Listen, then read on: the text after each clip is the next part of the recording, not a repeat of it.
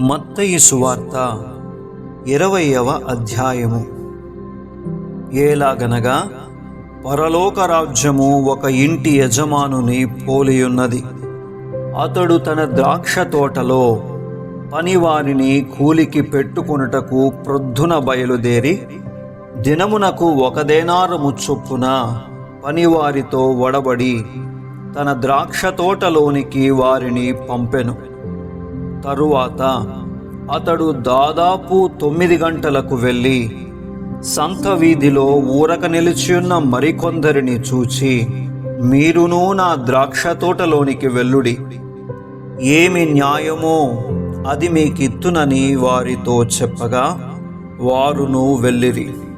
దాదాపు 12 గంటలకును 3 గంటలకును అతడు మరలా వెళ్ళి అలాగే చేసెను. తిరిగి దాదాపు 5 గంటలకు వెళ్ళి మరికొందరు నిలిచియుండగా చూచి, ఇక్కడ దినమంతయు మీరెందుకు ఊరకనే నిలిచియున్నారని వారిని అడుగగా వారు ఎవడునూ మమ్మును కూలికి పెట్టుకొనలేదనిరి. అందుకతడు, మీరును నా ద్రాక్ష తోటలోనికి వెళ్ళుడనెను. సాయంకాలమైనప్పుడు ఆ ద్రాక్ష తోట యజమానుడు తన గృహ నిర్వాహకుని చూచి పనివారిని పిలిచి, చివర వచ్చిన వారు మొదలుకొని మొదట వచ్చిన వారి వరకు వారికి కూలి ఇమ్మని చెప్పెను. దాదాపు 5 గంటలకు కూలికి కుదిరిన వారు వచ్చి ఒక్కొక్క దేనారము చొప్పున తీసుకొనిరి. మొదటి వారు వచ్చి తమకు ఎక్కువ దొరుకుననుకొనిది గాని వారికి ఒక్కొక్క దేనారము చొప్పుననే దొరికెను. వారది తీసుకొని చివర వచ్చిన వీరు 1 గంట మాత్రమే పనిచేసినను పగలంతయు కష్టపడి ఎండబాధ సహించిన మాతో వారిని సమానము చేసితివే అని ఆ ఇంటి యజమానుని మీద సనుగుకొనిరి. అందుకతడు వారిలో ఒకని చూచి, స్నేహితుడా, నేను నీకు అన్యాయము చేయలేదే? నీవు నా యొద్ద 1 దేనారమునకు వడబడలేదా? నీ సొమ్ము నీవు తీసుకొని పొమ్ము, నీకిచ్చినట్టే కడపట వచ్చిన వీరికిచ్చుటకును నాకిష్టమైనది. నాకిష్టము వచ్చినట్లు నా సొంత సొమ్ముతో చేయుట న్యాయము కాదా? నేను మంచివాడనైనందున నీకు కడుపు మంటగా ఉన్నదా అని చెప్పెను. ఈ ప్రకారమే కడపటి వారు మొదటి వారగుదురు, మొదటి వారు కడపటి వారగుదురు. యేసు యెరూషలేమునకు వెళ్ళనయ్యున్నప్పుడు ఆయన 12 మంది శిష్యులను ఏకాంతముగా తీసుకొని పోయి మార్గమందు వారితో ఇట్లనెను, ఇదిగో యెరూషలేమునకు వెళ్ళుచున్నాము. అక్కడ మనుష్య కుమారుడు ప్రధాన యాజకులకును శాస్త్రులకును అప్పగింపబడును. వారాయనకు మరణశిక్ష విధించి ఆయనను అపహసించుటకును కొరడాలతో కొట్టుటకును సిలువ వేయుటకును అన్యజనులకు ఆయనను అప్పగింతురు. 3వ దినమున ఆయన మరల లేచును. అప్పుడు జెబెదయి కుమారుల తల్లి తన కుమారులతో ఆయన యొద్దకు వచ్చి నమస్కారము చేసి ఒక మనవి చేయబోగా, నీవేమి కోరుచున్నావని ఆయన అడిగెను.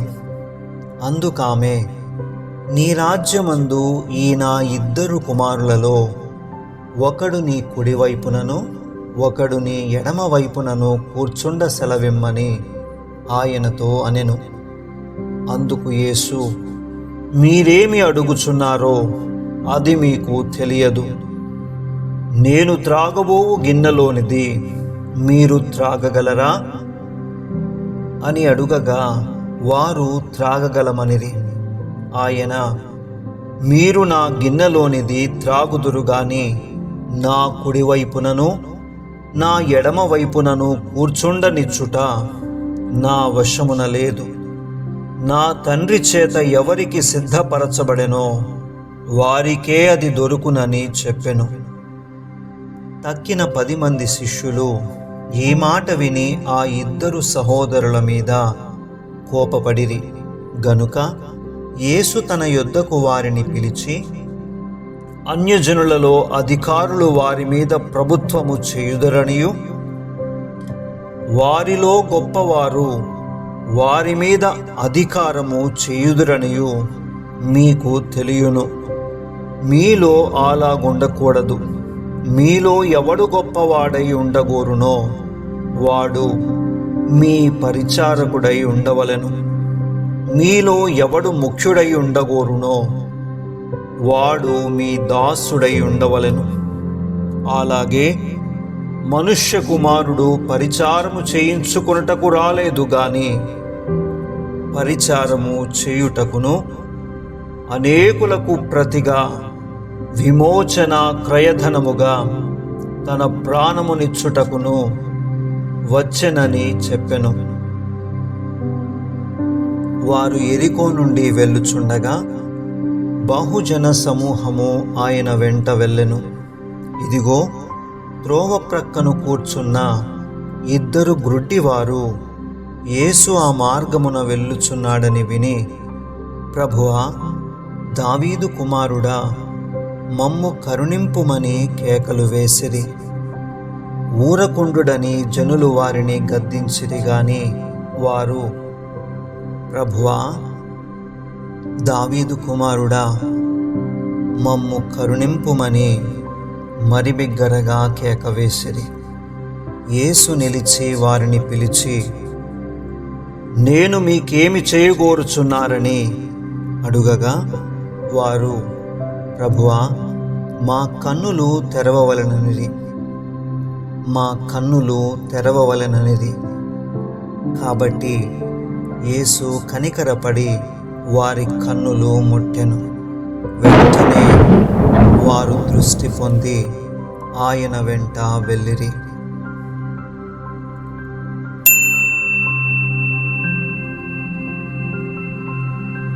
21వ అధ్యాయము.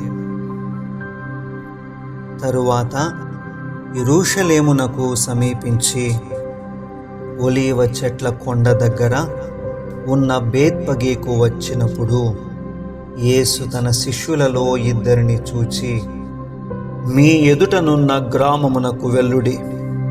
వెళ్ళగానే కట్టబడి ఉన్న ఒక గాడిదయు దానితోనున్న ఒక గాడిద పిల్లయు మీకు కనబడును. వాటిని విప్పి నా యొద్దకు తోలుకొని రండి.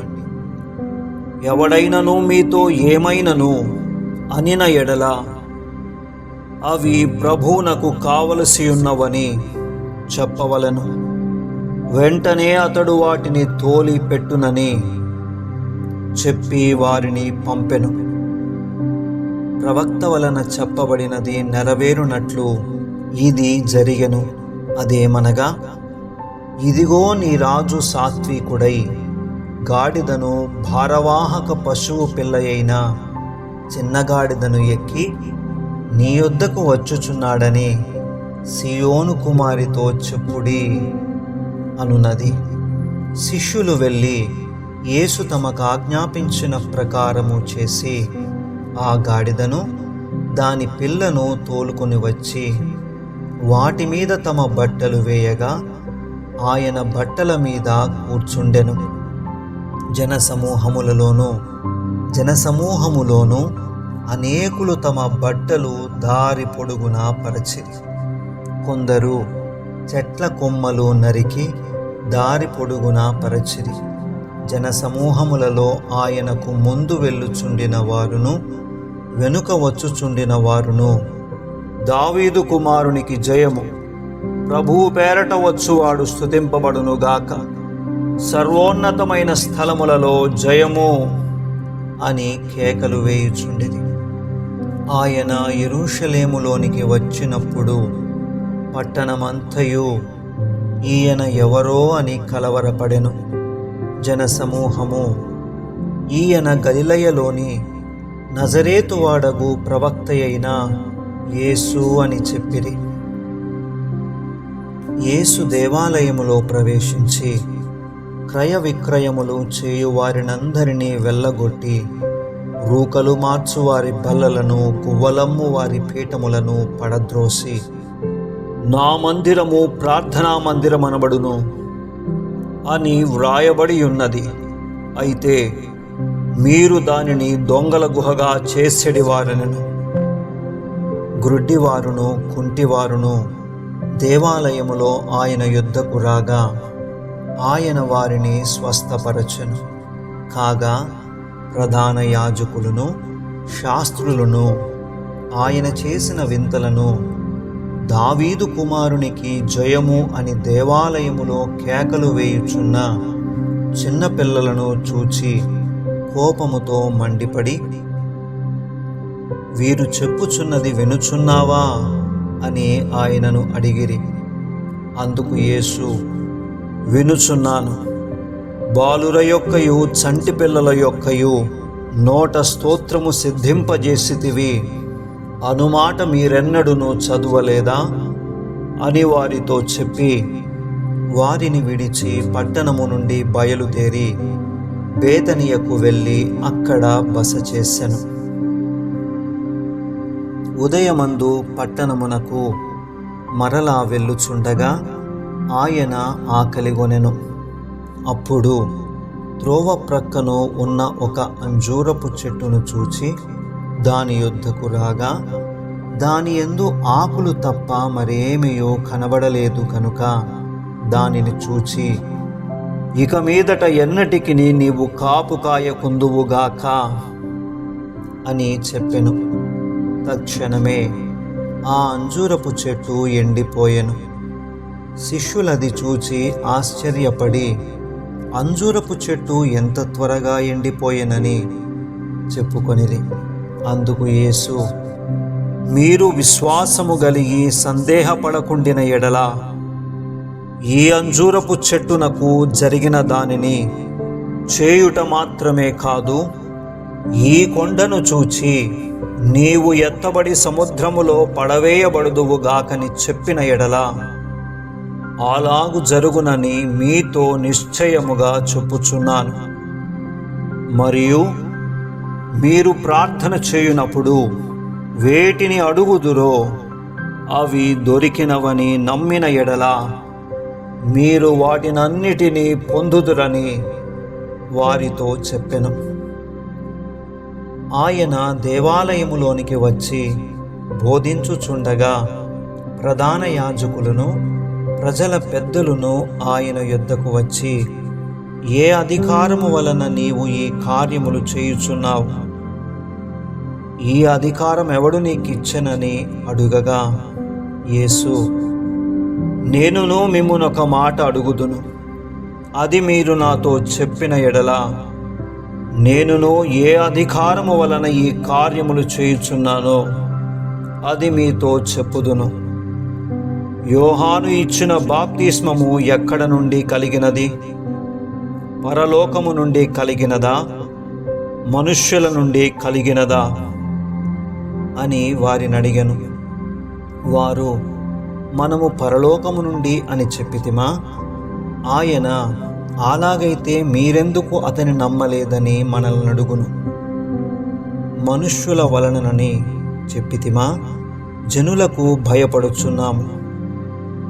అందరూ యోహానును ప్రవక్త అని ఎంచుచున్నారని తమలో తాము ఆలోచించుకొని మాకు తెలియదని యేసునకు ఉత్తరమిచ్చిరి. అందుకాయన, ఏ అధికారము వలన ఈ కార్యములు నేను చేయుచున్నానో అదియూ మీతో చెప్పను. మీకేమి తోచుచున్నది? ఒక మనుష్యునికి 2 కుమారులుండిరి. అతడు మొదటి వాని యొద్దకు వచ్చి, కుమారుడా, నేడు పోయి ద్రాక్ష తోటలో పనిచేయుమని చెప్పగా వాడు పోను అని ఉత్తరమిచ్చెను. గాని పిమ్మట మనస్సు మార్చుకొని పోయెను. అతడు 2వ వాని యొద్దకు వచ్చి ఆ ప్రకారమే చెప్పగా వాడు, అయ్యా, పోదుననెను గాని పోలేదు. ఈ 2 ఎవడు తండ్రి ఇష్ట ప్రకారము చేసిన వాడని వారిని అడిగను. అందుకు వారు, మొదటివాడే అనిరి. యేసు, సుంకరులను వేశ్యలను మీకంటే ముందుగా దేవుని రాజ్యములో ప్రవేశించుదురని మీతో నిశ్చయముగా చెప్పుచున్నాను. యోహాను నీతి మార్గమున మీ యొద్దకు వచ్చెను, మీరతనిని నమ్మలేదు. అయితే సుంకరులను వేశ్యలను అతనిని నమ్మిరి. మీరు అది చూచియు అతనిని నమ్మునట్లు పశ్చాత్తాపపడకపోతిరి. మరి ఒక ఉపమానము వినుడి. ఇంటి యజమానుడొకడుండెను. అతడు ద్రాక్ష తోట నాటించి దాని చుట్టూ కంచె వేయించి అందులో ద్రాక్షల తొట్టి తొలిపించి గోపురము కట్టించి కాపులకు దాని గుత్తకిచ్చి దేశాంతరము పోయెను.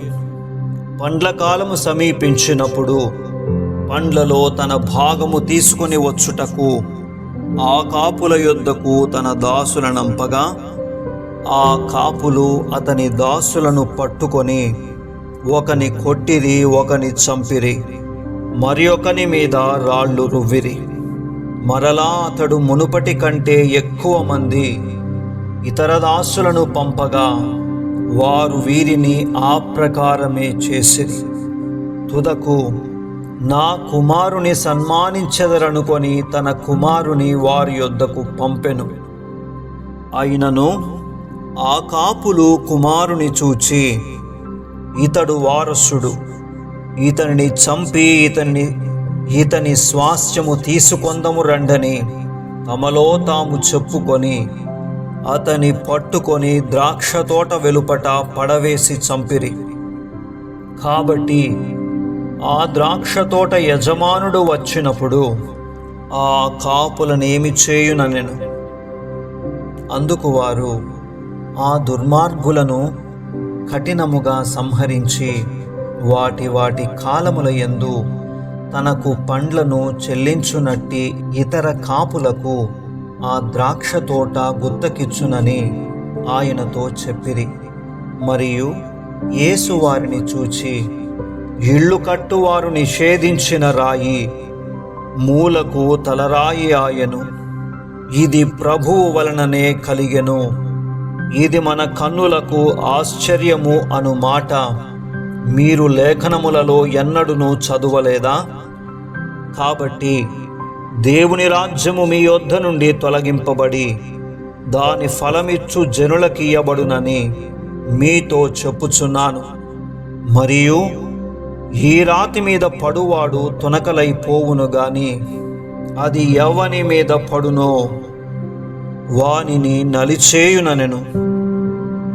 ప్రధాన యాజకులను పరిసయ్యులను ఆయన చెప్పిన ఉపమానములను విని తమ్మును గూర్చి చెప్పెనని గ్రహించి ఆయనను పట్టుకొన సమయము చూచుచుండిరి గాని జనులందరూ ఆయనను ప్రవక్తయని ఎంచిరి గనుక వారికి భయపడిరి.